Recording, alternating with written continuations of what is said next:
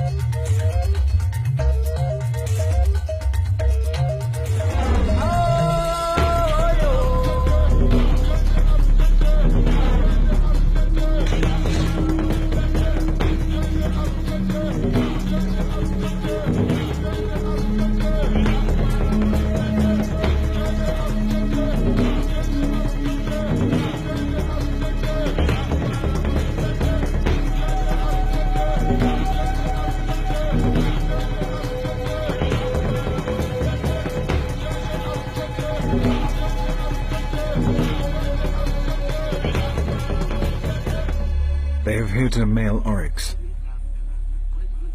They must now be patient and not lose the trail of the wounded animal. If the arrow has hit a sensitive area, such as the neck or the lungs, the oryx will fall down dead in a matter of hours. But if not, the slow chase can go on for several days.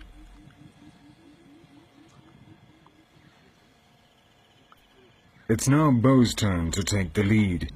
He is one of the best trackers in the Kalahari. So good, in fact, that he was recruited by the South African Army to track down the rebels belonging to SWAPO, the Namibian guerrilla group which, at the end of the 80s, fought for the independence of the country. Across the first bloodstains, Tuka has again proven what a fine marksman he is.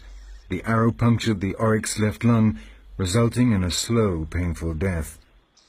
The Bushmen are, in fact, extremely respectful of their natural environment, as many anthropologists have pointed out. When hunting, they are careful not to wound the females or the young. They gather only what is strictly necessary in order to eat, and they use the smallest possible amount of wood for their fires. For thousands of years, they have lived in perfect harmony with these extremely marginal lands.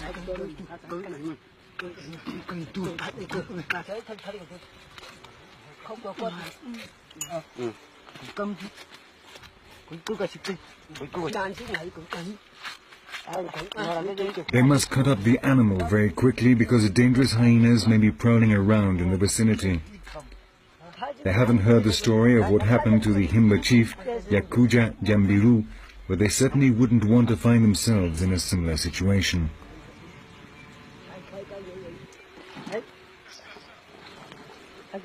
This meat will provide enough food for a couple of weeks. They preserve it by smoking it, and it belongs to the community as a whole. When meat is taken back to the village, a taster, normally an old man, must test it before anyone else can start to eat.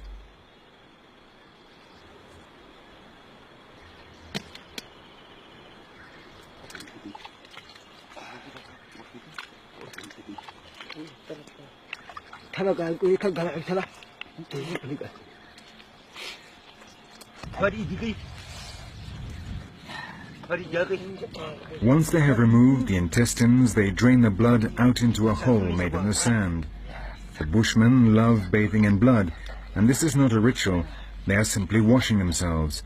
Another example of how these men have adapted to the desert.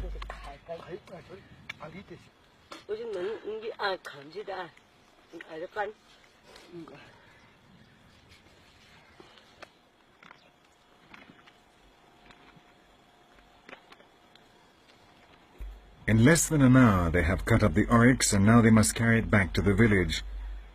But 4 men are not enough, so they will have to come back later. The meat they leave behind is wrapped in branches and aromatic herbs and then buried. They clean away all traces of blood so as not to attract scavengers.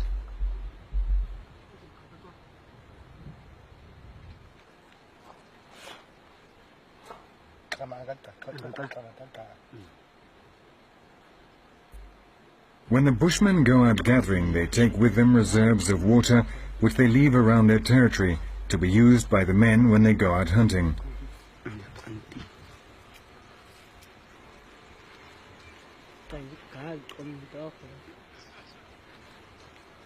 The water is kept in ostrich eggs and buried beneath the bushes so that it stays fresh.